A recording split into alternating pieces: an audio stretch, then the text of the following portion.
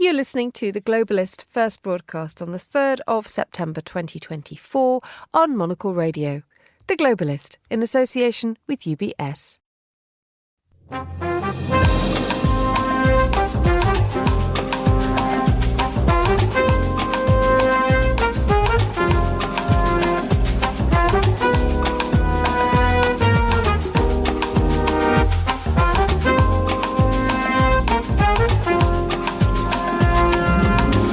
Live from London, this is The Globalist with me, Emma Nelson. A very warm welcome to today's programme. Coming up, have the protest in Israel laid bare the divisions that lie deep within the country's politics?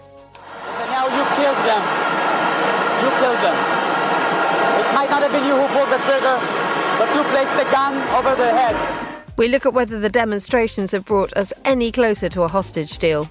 Also coming up, where will Emmanuel Macron find his next Prime Minister? After failing to locate a figure from the current political world, he started to look to the past. Plus, as Turkey joins Brics, we'll ask, can Ankara have too many friends? And Kiev realises the importance of turning out well, both at home and abroad. This season will represent hope for a better future and will be a source of inspiration for Ukrainians to proceed and keep fighting. More on Kiev Fashion Week a little later, plus the papers and the latest aviation news too. That's all coming up on The Globalist, live from London.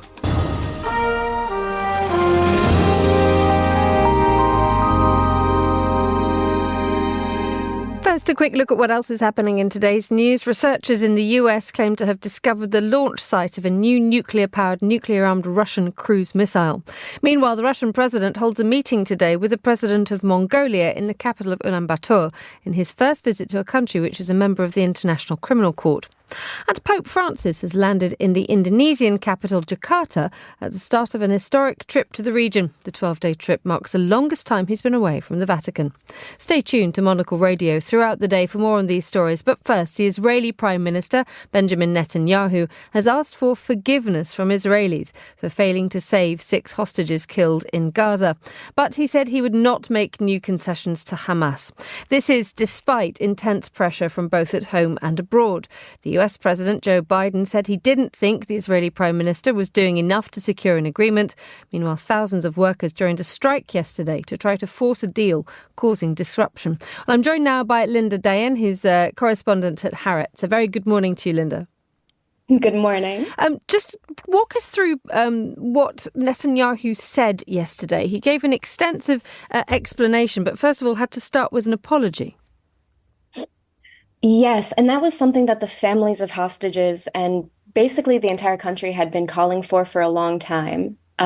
Still, you could see from the protests that that wasn't quite sufficient for a lot of people who are hoping for a bit more than an apology and more of a taking of responsibility in general, and more of a commitment to taking the foot off the gas of the military pressure. Just explain to us a little bit about what he said. So he said that he asked for forgiveness, but that there would be no concessions when it came to Israel's strategy to ending the conflict between his country and Hamas. Yes, he especially reiterated the importance of holding on to the Philadelphia corridor, which is something that he had been adding as a clause to the hostage negotiation agreements for a while now. This is a strip of land between Israel and Egypt that is crucial for Hamas rearmament, but is also difficult to gain control over considering it is so far from, most of it is so far from Israeli territory. A lot of the families of hostages and a lot of other organizations, groups, and people have been saying that it is not necessarily a necessity right now. Whereas Netanyahu, in his speech last night, was deeply insistent that this is something that has been a political point of his for decades. The sheer importance of holding on to this, he says, is worth it. And tell us why he believes this is worth it, because so many people now, the protesters yesterday, those who went on strike, are saying again and again that this is Netanyahu trying to save his political skin.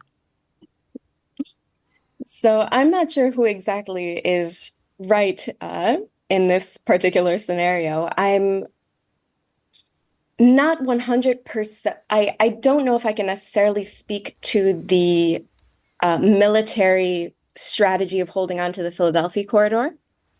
But a lot of the people that I've been speaking to, a lot of the people within the protest movements have been saying that it is essentially just something that has been added as a clause to these agreements because there's no way that Hamas would agree to it. And that it is a way to continue to torpedo or push off these negotiations. But it is essentially these protests are being held by who believe that these deaths of 6 hostages this weekend were the result of or were a consequence of the failure of the government to reach an agreement with Hamas, because these 6 were part of the negotiations, weren't they? They would have been released. Yes. A bulk of them were considered humanitarian hostages. One, Hirsch Goldberg Pauline, is a U.S. citizen. There were women among them, so they would have been released in the first stage of a hostage deal. Tell us a little bit about the reaction to Joe Biden's comments yesterday. I mean, it was a one-word response when a reporter asked him if he believed the Israeli Prime Minister was doing enough to secure an agreement. His simple word was no. I mean, how's that going to go down in Israel? That has already been amongst a large, or at least a very vocal segment of the population, common knowledge. Last night, the protest for the hostages ended at the U.S. Embassy in a call for there to be more pressure. A lot of the protesters have been saying that they are more supportive of the U.S. government's role in these negotiations than Netanyahu's, that they feel like the U.S. government has their back in a way that their own government doesn't. And in terms of having your back, what's been the reaction to the announcement yesterday by the United Kingdom? It's suspending some arms export licenses to Israel. I think it's 30 out of 300. So it's not a large amount. But because the Foreign Secretary David Lammy said that there was a risk that these licenses could be used to violate international humanitarian law, what kind of message is that sending to Israel? I mean, it's big symbolically, if not actual. Mm-hmm. It depends on what tribe within Israel you come from. There is a segment of the population, particularly on the right, who will see it as the world coming together against Israel in its time of need, as it's fighting this bloodthirsty terrorist enemy. Whereas there are segments of the population that are going to see it as a government and a war strategy that has led us to international isolation, and that this is only one thing in what will likely be many that will affect the country and affect the perception of the country around the world. Linda Diane, thank you so much for joining us on the line. That's correspondent at Haaretz there. You're listening to The Globalist on Monocle Radio.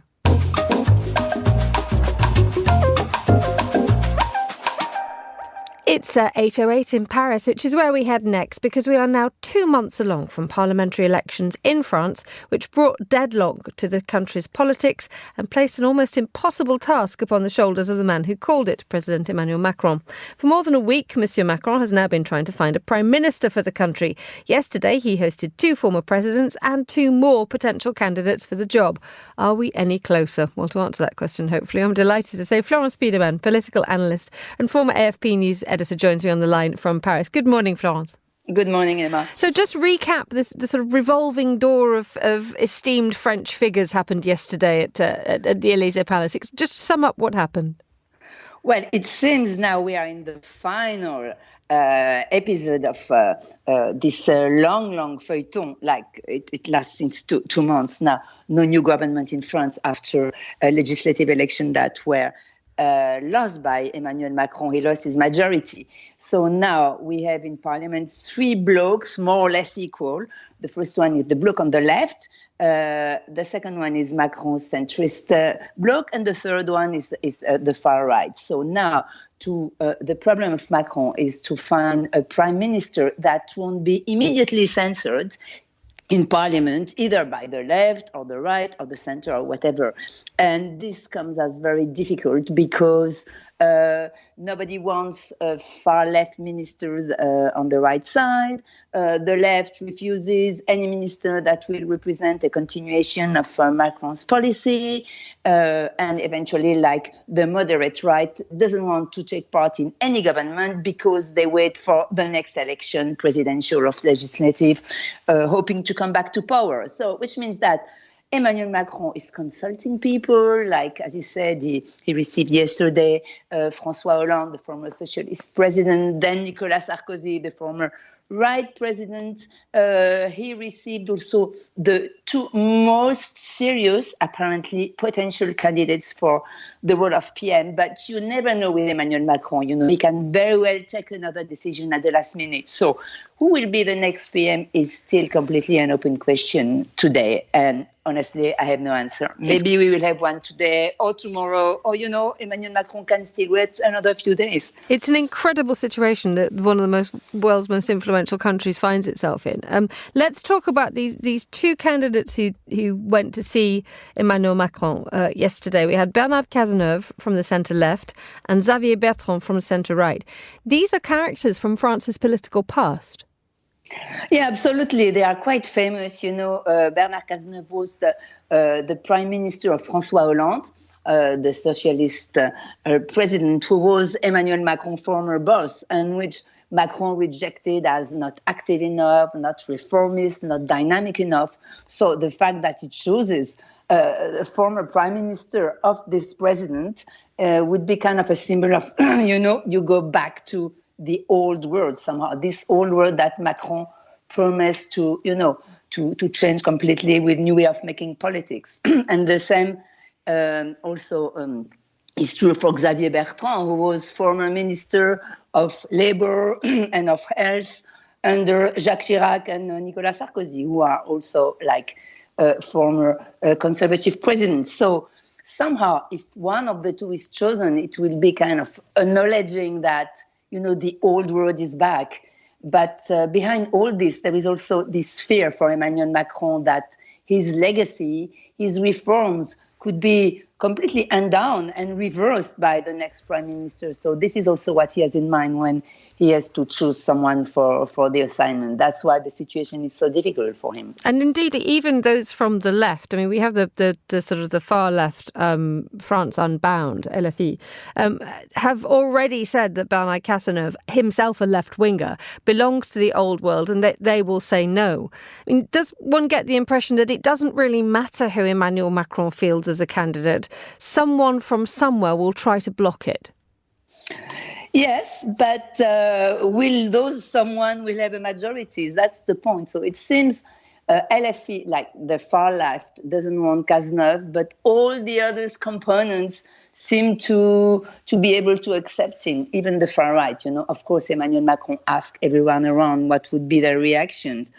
The same, more or less, is valid for Xavier Bertrand, but still, maybe even the moderate left wouldn't want him. You know, it's a bit difficult to say. So there is a very narrow path, and that's why the name of those two old, and seasoned politicians came up. But the risk is, in any case, that after a few months, there is still some reform or some measure that is suggested by this new PM and new government.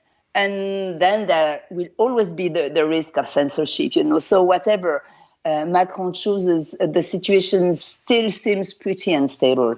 And everybody is thinking and maybe fearing or maybe expecting a possible new election in a year.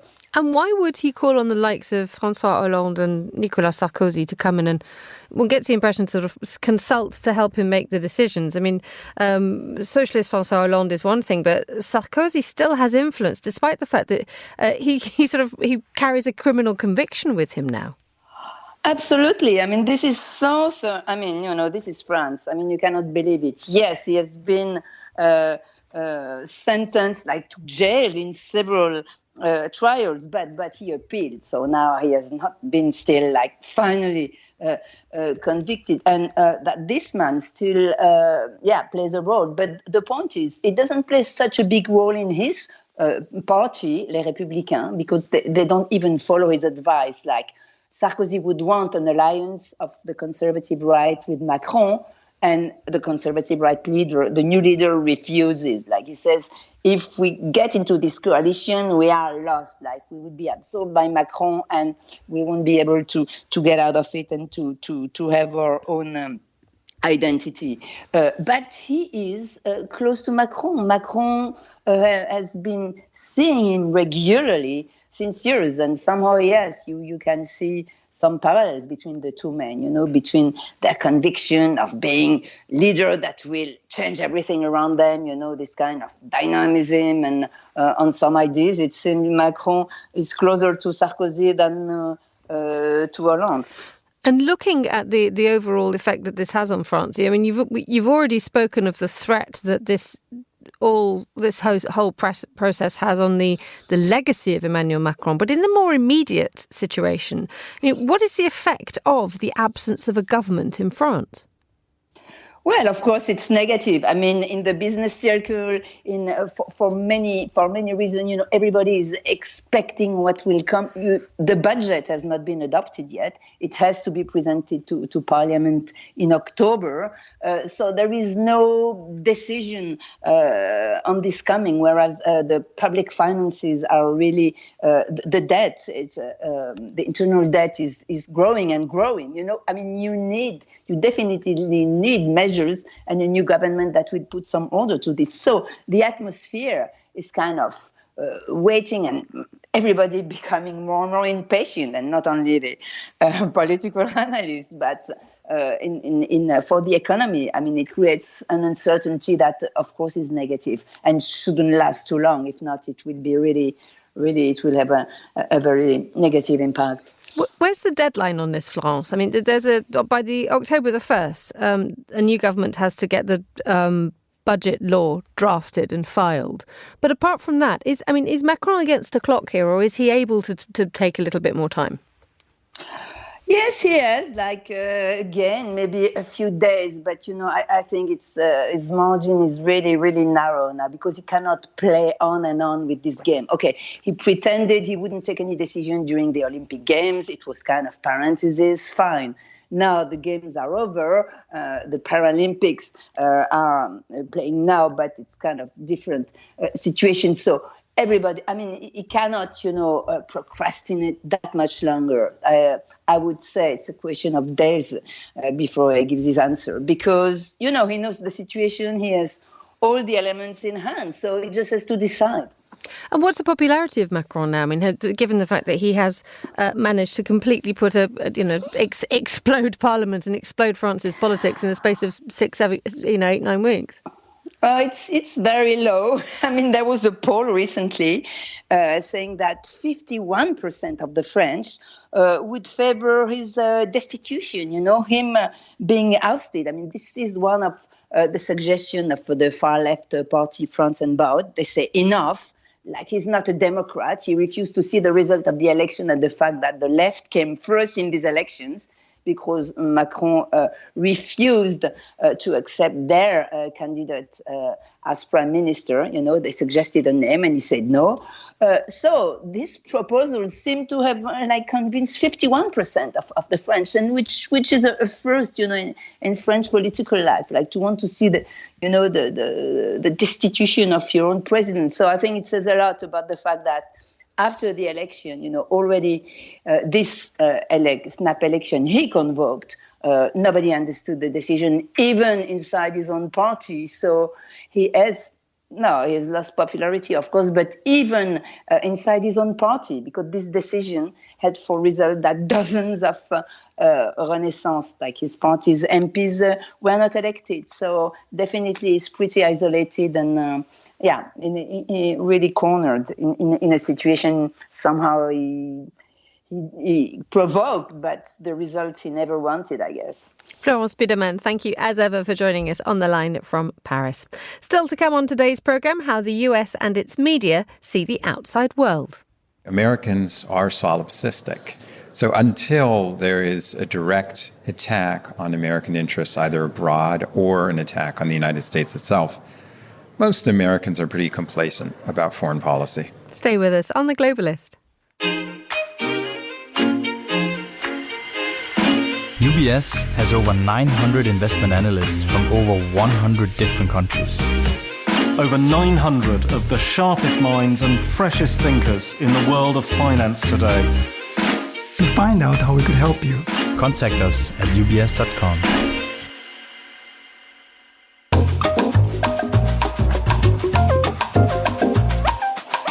Let's continue with today's newspapers. Joining from Nairobi is Monocle's correspondent in the region, Navina Koto. A very good morning to you, Navina. Good morning. I have to ask, how is Nairobi this morning? Believe it or not, it's very cold. We're still in the cold season.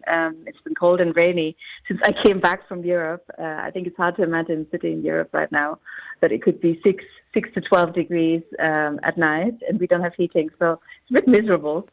Okay, I do apologise for that. I'm hoping you're happily wrapped up in order to be ready to concentrate for the newspaper review. Yes. Okay, I might have to burn the newspapers afterwards. Though, excellent, that's good. Yes. Practical solution. So while you're wrapped up in a scarf with your feet in a bowl of hot water, tell us what we've got to look at in the papers today. Well, I think the biggest subject for most papers on the continent this week is the big Africa-China summit that's happening in Beijing.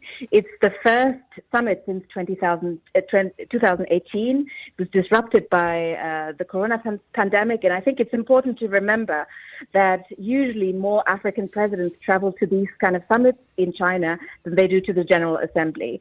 The Kenyan president is already there. We're expecting Rwandan President Paul Kagame, Nigerian President Bola Tinubu, and South African President Cyril Ramaphosa to arrive. And I think the main subject of the discussions will be money.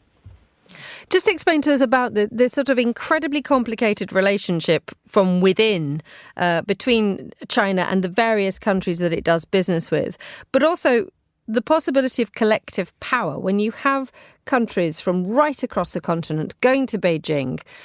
Everybody's saying that it's all about money and getting Chinese money into Africa. But what actually can one message be delivered? Can one front be put up? One demand be put up when you get all the leaders together? Can there be a sense of consensus?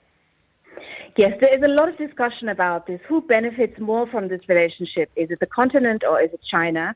And then there's a real sense that China is actually benefiting more from it, and that there needs to be a more concerted policy towards China from Africa, that these governments need to consult each other more and present kind of demands in a more there needs to be a more concerted effort. I don't think we're quite there yet. I also think the coffers of the Chinese government are not as full, or the Chinese government is not as ready as it used to be to spend on the African continent. It's looking more for public-private partnerships, as we're seeing with an oil pipeline development, for example, in Uganda, than these kind of loans that we saw in the last 20 years that come with a lot of criticism in the countries, and have also meant that a lot of these countries are now struggling to repay these loans. So I think this relationship is also changing. And as you said, the governments are trying to figure out a way to become more uniform and to kind of express a more uniform opinion and more uniform demands towards the Chinese government. Indeed, because as this article in The Conversation, which is the newspaper that that features this story, says that actually China has a comprehensive unified policy document which lays out very clearly what its strategic intentions are. African states have yet to, and there are 53 of them going to this meeting. Yes, and I think it's it's in a way quite natural, because these African countries are quite diverse. They have very diverse economies. You have countries like the Congo, Zambia, Zimbabwe, who are very rich in natural resources and minerals. There are other countries like Kenya, for example, that don't have these natural resources, but they have a very strong service industry. They have very strong trade links in the region. So I guess it is going to take a while for these countries to come up with a uniform policy, and we might never really see it. We might see regional policies being formulated in the coming years. Let's move on to a story from semaphore.com. It's a really revealing article about the increase in the number of Russian mercenaries who are getting more involved in regional conflicts in Africa. It's a year now since Yevgeny Prigozhin, the Wagner Group leader, was killed, died in a plane crash. That's been renamed, hasn't it? It's now called, I think it's Africa, I can't remember what it's called now. Africa, just help us with this one in terms of the naming, the rebranding, and the huge amount of influence that the aforementioned Wagner Group now have in Africa. Yes, exactly. So what we're seeing is, as you said, the Russian mercenaries are becoming much more active in these African conflicts. That where some of these countries, especially the Central African Republic, but also countries like Mali, were supported very much by the Wagner Group and by Yevgeny Prigozhin. And I think what we're seeing to a certain extent is central governments still struggling to address counterinsurgencies in their countries, especially in Burkina Faso, but also in places like Niger.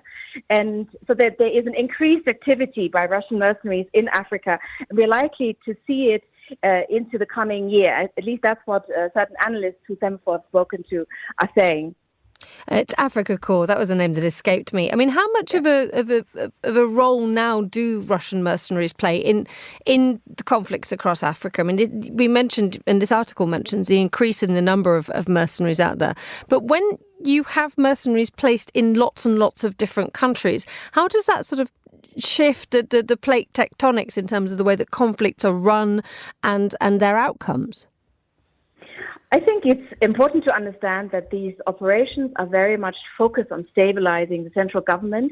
The success story of the Wagner Group and these mercenaries is really the Central African Republic, where I think it's fair to say the Central African Republic government would not be able to stay in office or stay in power if it wasn't for the support of these mercenaries. The government really struggled with insurgencies in the country, and the group came in and helped them to stabilize them in return for getting a profit or getting access to mines in the country that are very profitable contracts being handed out. I think this is a similar business model in Mali, and I think they're trying to replicate this now in Burkina Faso. So obviously it is destabilizing, and it's not helpful in building a functioning military or a functioning government. I also don't think there are really negotiations happening between central governments and insurgent groups, and there's no real attempt to address the underlying issues that are leading to these insurgencies. But clearly, having a small group of mercenaries stabilizing central government doesn't necessarily lead to a further stabilization in the country. Navina, finally, I have to thank you for introducing me to spaceinafrica.com. It was a website that I'm now very delighted to have discovered. And you sent us an article from there to talk about South Africa and its national astro-tourism strategy. What is that? Yes, exactly. So South Africa wants or will be the first African country to have developed and presented an astro-tourism strategy. I think the big presentation is expected towards the end of the month on the 27th of September. As you know, tourism is very important in South Africa. The tourism minister said it contributes to 8.8% of the country's GDP. It's a very important aspect when it comes to bringing in foreign currency. And it now, the South Africans are hosting two global initiatives that they say make it a prime location for professional astronomers.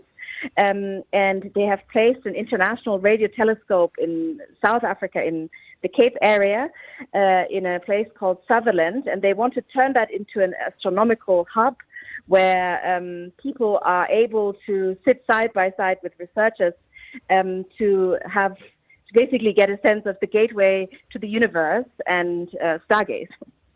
Navina Kotto, thank you so much for joining us on Monocle Radio. The time here in London is 7:29 a.m. Let's have a look now at some of the other stories we're keeping an eye on today.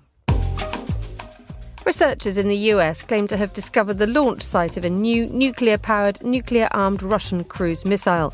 President Vladimir Putin has called the 9M370 Burevestnik invincible. Putin has said the weapon has an almost unlimited range and can evade US missile defences.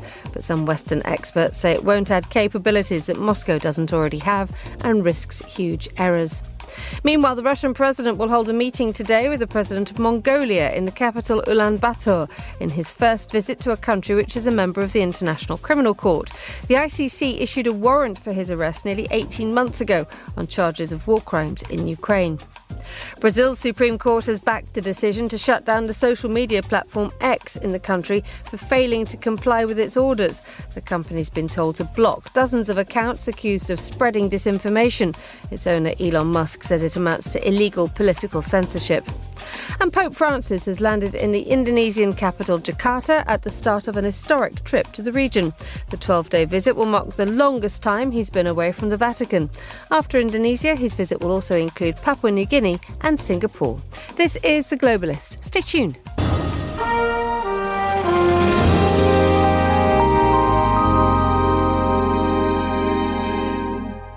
Now, in the US elections, foreign policy rarely plays a huge role, even if the rest of the world is watching what's happening between Kamala Harris and Donald Trump extremely closely. Well, at this weekend's GlobeSec Security Forum in Prague, Monocle's Chris Chermak spoke to Jacob Heilbrunn, editor of The National Interest, and they began by talking about what it was like coming to Europe in the heat of a US electoral campaign. It's a completely different feel here because, of course, many Europeans have difficulty comprehending what is taking place in the United States, even though, interestingly enough, you have the same phenomenon with Viktor Orban and with Vladimir Putin, the president of Russia, are the types that Trump is modeling himself on. But somehow Europeans have this vision of the United States still as a bastion of democracy, whatever criticisms they may have of it. So I think that does impede understanding just how sweeping Trump's support is in the United States. I think a lot of people are still grappling with the fact that he does express this long-standing American isolationism, hostility to foreigners, and the belief that America can function as a fortress America, that it can go it alone.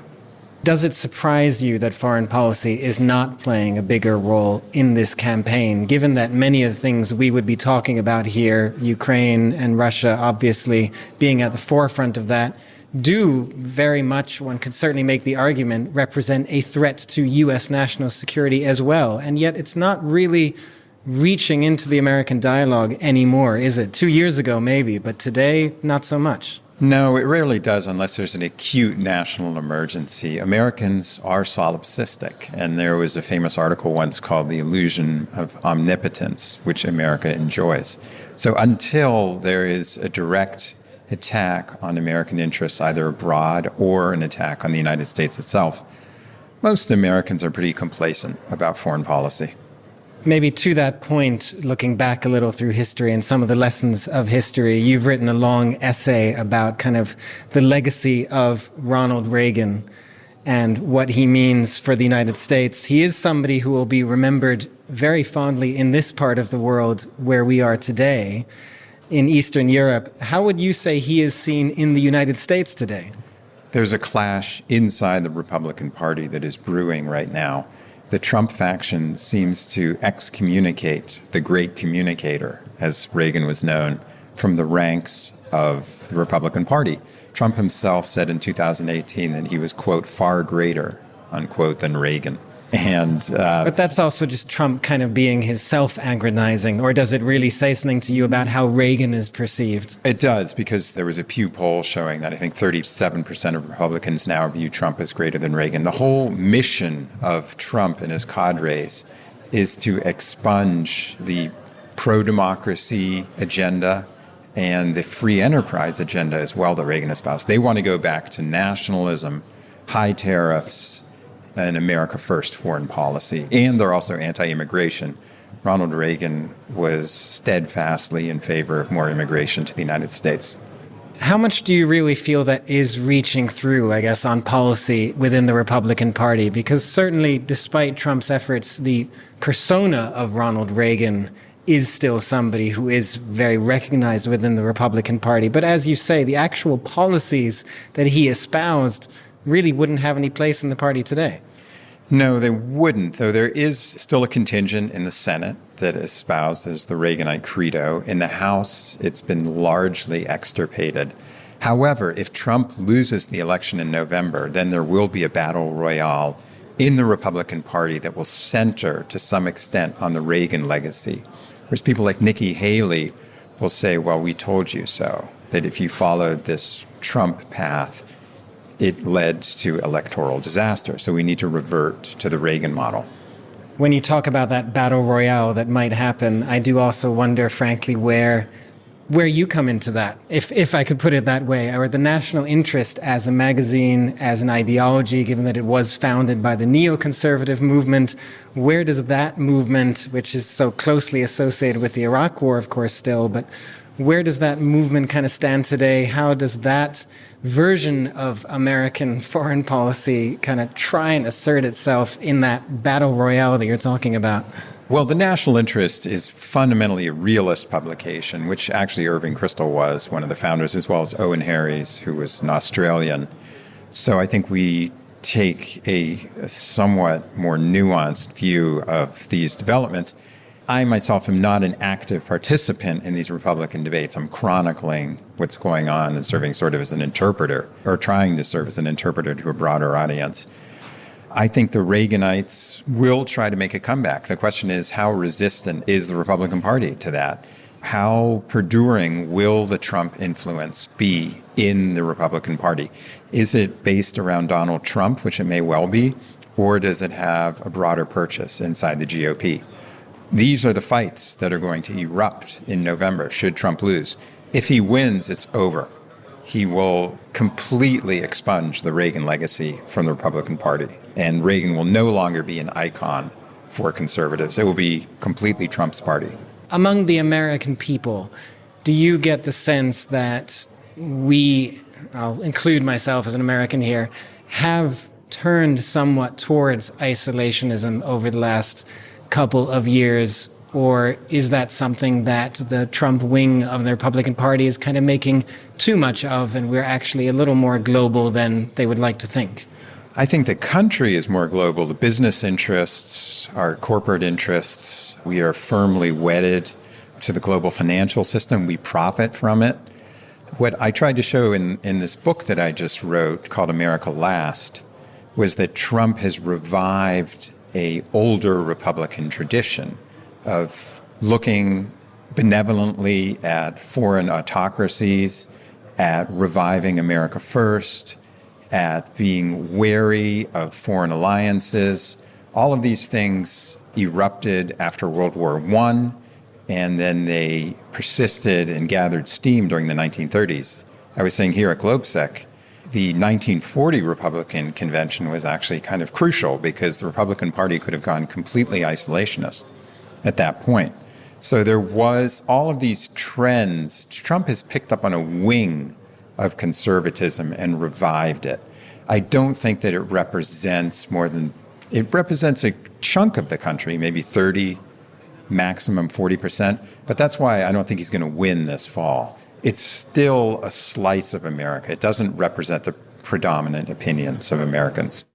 That was Jacob Heilbrunn, editor of The National Interest, talking to Monocle Radio's news editor Chris Chermak. You're with Monocle Radio.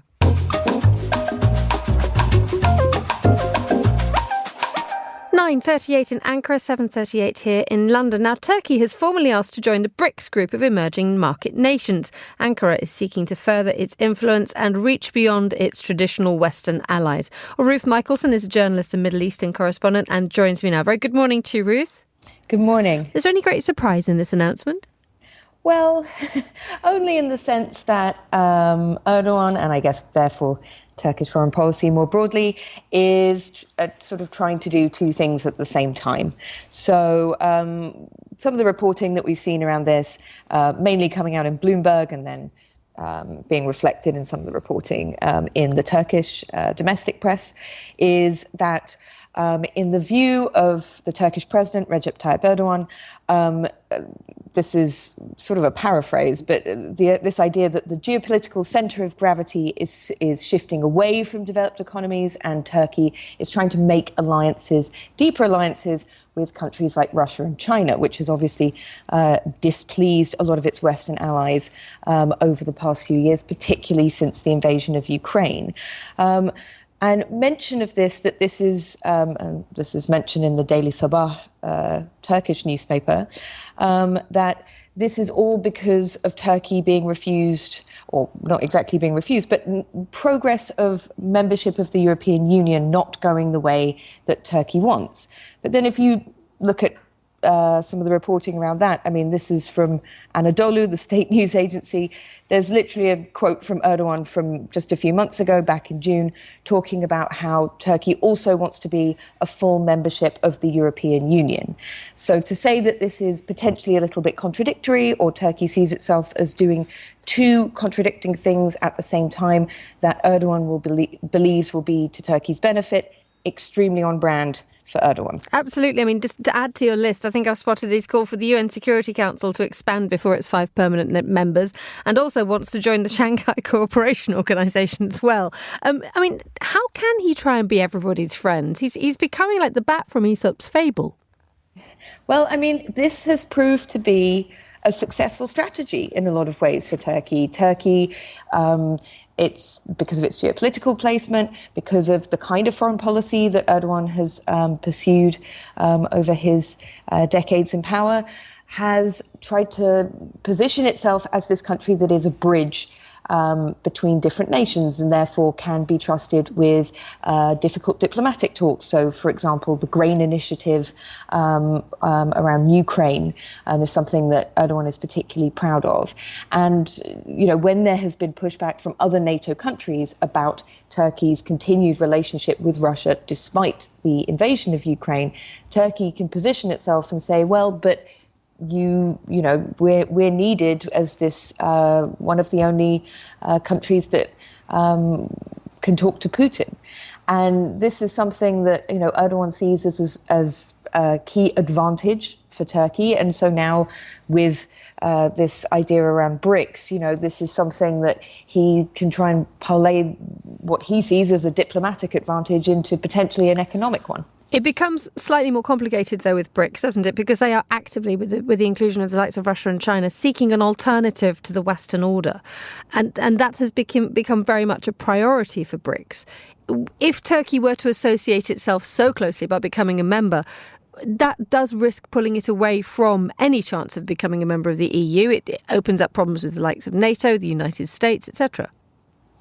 I mean, I think from Erdogan's perspective, they've weathered exactly those kinds of problems in the past and come out on top. So I think Erdogan sees himself as the kind of operator that has overcome exactly those sorts of criticisms for years up until now. And so why not do this with another institution? I mean, at the same time, I think domestically, there's an economic angle to this, that Erdogan has pursued, should we say, some rather unorthodox economic policies. They have done serious damage to the Turkish economy. I mean, at the moment, inflation in Turkey is estimated to be about 62%. The value of the Turkish lira has absolutely collapsed since about 2017, when these reforms began. Just to give you an idea of this, in 2017, 100 Turkish liras was $30. Right now, 100 Turkish lira is worth about $3. So that gives you an idea of how much the currency has slid. And so from Erdogan's perspective, aligning Turkey with a financial institution that also gives out developmental loans, which I'm sure might be part of the thinking on this, that might be more inclined to back up his rather unorthodox thinking about economies that has a certain kind of anti-Western viewpoint to it. That has a domestic advantage for him as well as an international one. For the members of Brics, how much of an advantage does having Turkey in your club bring? I mean, one would imagine that, you know, Turkey has a customs union with the European Union, for example. That will be music to the ears of the Chinese. Absolutely, but I mean, Turkey is part of these reforms that Erdogan has attempted over the past years are all intended to spur domestic production. And so what he has been trying to do has been to make production in Turkey cheap and in some ways to compete with China. So you could argue that what he's trying to do actually is counterintuitive to the kind of investments that other countries in Brics might want to make in Turkey, but that wouldn't appear to be his thinking necessarily. Ruth Michelson, thank you so much for joining us on Monocle Radio. You're listening to The Globalist. UBS is a global financial services firm with over 150 years of heritage. Built on the unique dedication of our people, we bring fresh thinking and perspective to our work. We know that it takes a marriage of intelligence and heart to create lasting value for our clients. It's about having the right ideas, of course, but also about having one of the most accomplished systems and an unrivaled network of global experts. That's why at UBS, we pride ourselves on thinking smarter to make a real difference. Tune in to The Bulletin with UBS every week for the latest insights and opinions from UBS all around the world.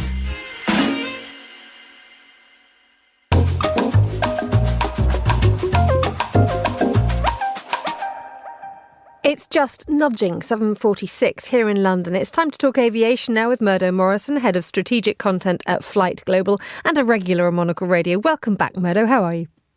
I'm very well, thank you. Delighted to hear it. Right, what news do you bring from aviation? So from aviation, we've got a story about another high-profile aerospace person, Mark Allen, who was the chief strategy officer at Boeing for many years and held many senior executive positions with the company, joining what's called an advanced air mobility company, Electra, as its chief executive officer. And Alan is the latest of several sort of established figures who've sort of taken a chance on joining one of these startups. And there's probably 20 of these developing these sort of, sustainable modes of aviation, from eVTOLs, electric vertical takeoff and landing, sort of like mini helicopters, to these fixed wing battery or hybrid electric or hydrogen powered aircraft. Now, as I said, there's probably about 20 of these. None of these yet have been certificated. None of them are making any revenue. And the investment money is running out because there's only so much to go around, and there's a lot of them, and there's only going to be a few, if any, sort of left standing in a few years. But there's still, there still seems to be faith in the technology, and people are still prepared to take that risk and give this a go and believe in these startups. Now, this man has weathered the storm in lots of places. I mean, if you've got Mark Allen only stepped down from Boeing last year, I think, and he was instrumental in getting the plane making arm of Embraer, and he helped to oversee that dreadful trade spat with Airbus when it comes to subsidies. So this is a man who has weathered quite a lot of storms. Furthermore, as far as I can gather, Electra are backed by Lockheed Martin. So when we're looking at who to place our money with, are we looking at Electra as being one of the stronger contenders to being able to survive that Darwinian battle that you just described? Yeah, Darwinian battle is a really good way of putting it. And it's really difficult to know because, as we've often seen with these sort of races before, it's not always a front runner that's that ends up being the most successful. Electra probably is one of the more promising ones. And the fact that it's backed by Lockheed Martin and one or two others, but a lot of the others have got backing from biggish companies as well. But there is only so much money to go around, so much investment to go around. And at some point, that is going to start running out at a crucial stage when some of these aircraft are reaching a point where they really do need a lot of money to start production, to get the aircraft certificated, to pay suppliers. And I think that crunch time is still coming. So I think we're going to see a major cull of these startups, probably in the next 12 to 24 months. Murdo, let's talk about Nicolas Maduro's plane. The Venezuelan president's aircraft has been seized by the Americans. Why is that? Well, under the previous presidency of Donald Trump, there was an act passed that imposed sanctions on any US company, including aircraft suppliers, supplying the Venezuelan state. And what's happened is a Dassault Falcon jet. Now, these are French jets, so built in France, but there's a lot of US equipment on them, and they are sort of outfitted in Little Rock in Arkansas. And this jet, quite an old jet, but it's managed to find its way through various sort of back doors and shell companies to Venezuela, where it was being used by Maduro and his regime as a sort of government transport. And the US have managed to get a hold of it. I think in the Dominican Republic, they've brought it back to the US.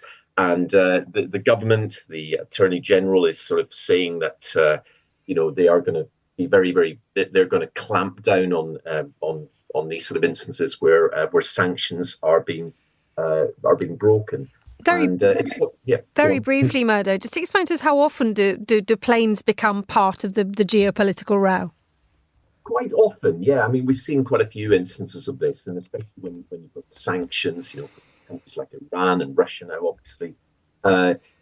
Quite often it's very much older aircraft that have passed through multiple owners and have ended up. But this is a sort of relatively young aircraft, and I think in this instance the authorities have been able to get it. But of course, governments like Venezuela want to fly around. They want reliable aircraft to transport the president in, and a business jet's a nice way of doing that. Indeed, and Nicolas Maduro is not going to be happy about this, is he?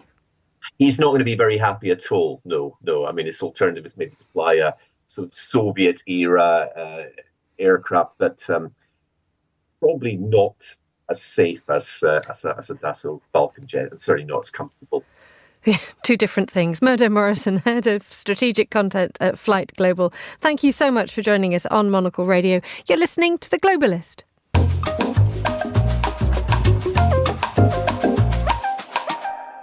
Now, for the first time since the start of Russia's full-scale invasion, Ukraine Fashion Week has returned to Kyiv this week.